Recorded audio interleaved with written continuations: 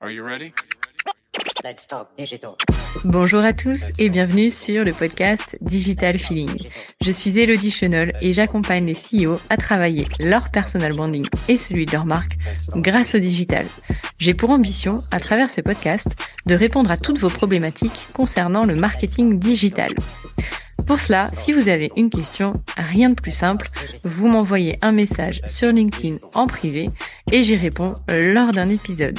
Les questions peuvent tourner autour du personal branding, du B2B, de la plateforme LinkedIn, mais aussi des autres réseaux sociaux, de toutes les problématiques que vous pourriez avoir concernant votre stratégie d'entrepreneur et comment améliorer votre visibilité et surtout générer plus de ventes. Si je n'ai pas la réponse à votre question, j'irai chercher pour vous les experts du domaine pour vous produire un épisode qui répondra à cette fameuse question.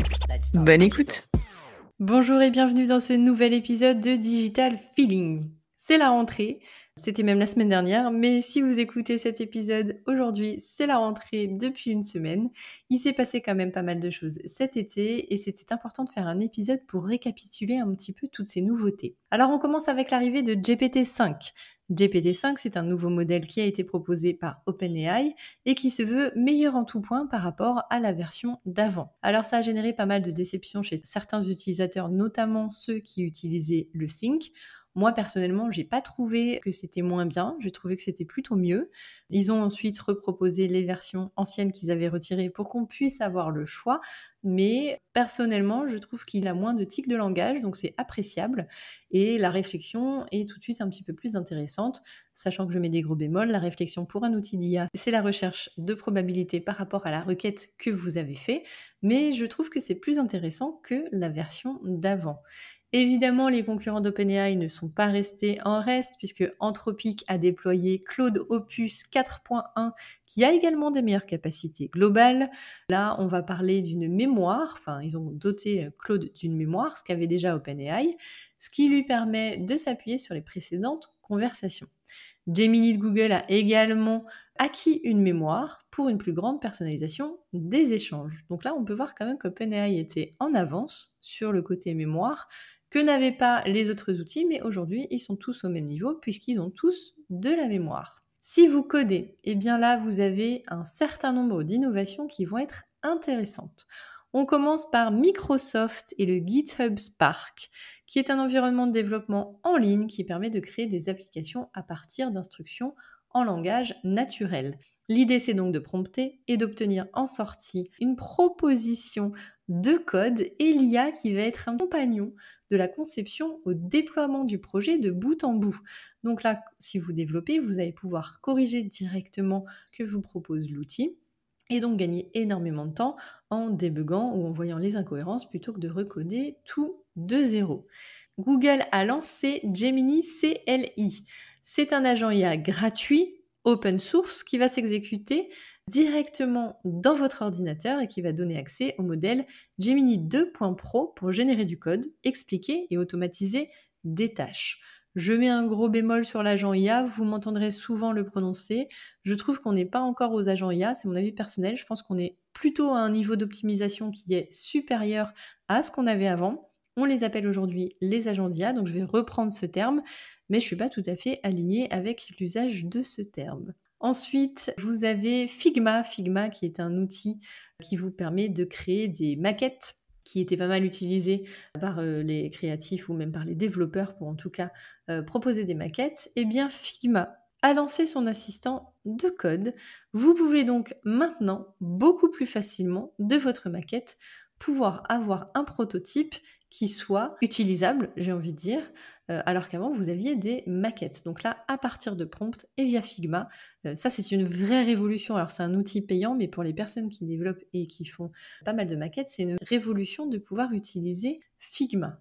On a aussi d'autres outils qui existent déjà, mais je le rappelle, si vous voulez faire du vibe coding, vous pouvez aussi utiliser Lovable ou Canva ou Bolt. Alors plutôt Bolt et Lovable qui sont les plus réputés, mais vous pouvez le faire aussi sur Canva. Vous pouvez donc coder une application de zéro juste en promptant. Gros bémol là-dessus, ça va marcher très très bien pour 80%. Néanmoins, si vous n'avez pas d'expertise métier, eh ben, ça va vous demander les 20% restants pour chercher un petit peu plus, trouver les solutions, débugger l'outil, ce qui va être un peu compliqué si vous n'avez pas nécessairement les compétences métiers. Donc c'est cool pour avoir un proto. Attention, ne développez pas vos sites de A à Z en pensant que ce sera hyper carré à 100%. Ensuite, l'IA générative se diversifie toujours avec l'arrivée de Midjourney version 7. Donc Midjourney, c'est un générateur d'images, le plus aimé, j'ai envie de dire, le plus utilisé de la part des designers, qui a quand même pas mal de retard sur 2-3 choses quand on le compare à Dekling ou à d'autres générateurs d'images ou de générateurs de vidéos. Mais ça y est, Midjourney est dans la course et elle a développé son générateur de vidéos. Maintenant, on ne pourra plus dire qu'elle est en retard. Après, il est hyper quali, j'ai vu des tests assez incroyables avec ce générateur de vidéos. Néanmoins, j'adore Kling, moi personnellement, parce que je trouve qu'il fait des choses vraiment incroyables. Je vais tester celui-ci et vous donner mon avis. Alors, pour les professionnels qui utilisent la suite Adobe, vous avez Firefly qui a aussi donné quelques améliorations cet été. J'ai envie de dire tant mieux, parce que c'était franchement pas terrible, mais là, ils ont intégré le modèle VO3 de Google et un générateur de bruitage. Donc, on commence à avoir quelque chose d'intéressant pour les professionnels. Du côté de Google, Notebook qui était déjà canon puisqu'il faisait des résumés audio podcast avec 2 voix, des résumés en carte mentale, enfin vous pouviez faire vraiment beaucoup de choses, mais l'effet waouh c'était l'effet podcast à 2 voix. Et bien maintenant, il peut vous générer une vidéo, mais pas juste une vidéo où on entend des voix, une vidéo avec des slides qui sont créés à partir du texte que vous lui avez fourni. J'ai testé, c'est assez incroyable. Ça prend un petit peu de temps. Aujourd'hui, c'est disponible qu'en anglais, mais il est fort à parier que le français va vite arriver. C'est gratuit, vous pouvez le tester. Donc allez-y, vraiment, l'effet waouh est là. Et quand ça sera en français, j'espère pas avec l'accent québécois comme on l'a souvent, mais ça pourrait être quelque chose de très intéressant. Meta, quant à eux, ils ont déployé un système de doublage automatique des Reels pour Facebook et Instagram. Et Mistral nous a dévoilé Voxtral. Là, c'est un modèle open source centré sur l'audio avec reconnaissance vocale et transcription. Mistral ne cesse de lever des fonds et ne cesse aussi d'innover et de sortir, j'ai envie de dire chaque semaine, allez, chaque mois, des innovations qui sont assez folles. En tout cas, Mistral rattrape son retard pour moi et permet vraiment d'avancer sur les plates-bandes d'un chat GPT. Donc ça commence à être intéressant. Qu'est-ce qu'il y a eu d'autre comme nouveauté ? Eh bien, il y a eu la nouveauté étudier proposé par ChatGPT qui, donc du coup, vous allez sur votre chat, vous allez sur le petit plus dans la boîte de dialogue et là, vous pouvez cliquer sur étudier et vous aurez une sorte de suivi pédagogique qui va vous aider à monter en compétence sur des sujets. C'est plutôt pas mal. L'avantage, c'est que ça permet d'acquérir des petites compétences. Voilà, c'est plutôt pas mal. Google déploie quelque chose de similaire dans Gemini qui s'appelle apprentissage guidé. Donc on voit clairement qu'il y a un objectif de cibler les étudiants et de les aider, en tout cas une volonté de les aider au maximum dans leurs études. OpenAI est en train de marcher sur les plates-bandes de tout le monde puisqu'ils ont annoncé le lancement de leur propre navigateur, mais aussi plus récemment ils ont lancé leur nouveau LinkedIn. Donc à voir si OpenAI va devenir cette super application où on trouvera tout dedans. En tout cas leur volonté c'est vraiment d'aller partout et là à voir quel sera leur nouveau navigateur et puis leur nouveau réseau social, en tout cas pour trouver des offres d'emploi, qui va concurrencer LinkedIn. Perplexity a également déployé son propre navigateur qui s'appelle Comet, qui pour l'instant est réservé aux abonnés payants, ceux à $200 par mois, donc on ne le verra pas tout de suite. Mais il y a encore une volonté ici de marcher sur les plates-bandes de Google et d'avoir un assistant qui, aujourd'hui, Comet, permet d'analyser une page, résumer des emails, gérer un agenda ou encore effectuer des réservations. Alors, différentes études sont sorties comme celle du MIT qui dit que uniquement 5% des projets IA menés en entreprise aboutissent à un déploiement opérationnel concret. Cet outil, il faut la mettre en parallèle de comment a été implémenté l'IA dans ces entreprises, puisque pour implémenter correctement l'IA dans une entreprise, il faut faire une analyse des flux, ensuite une analyse des cas d'usage. Et c'est vrai que si on ne passe pas par ces 2 étapes, on va un petit peu lancer un outil qui va servir à rien et à personne, que ce soit de l'IA ou pas. Donc ne pas oublier les bases de vraiment tout auditer et tout identifier avant de se lancer dans un produit et notamment dans un produit d'IA. Ensuite, x10, c'est le trafic issu des outils d'IA depuis 1 an, selon une étude Href, donc en termes de SEO.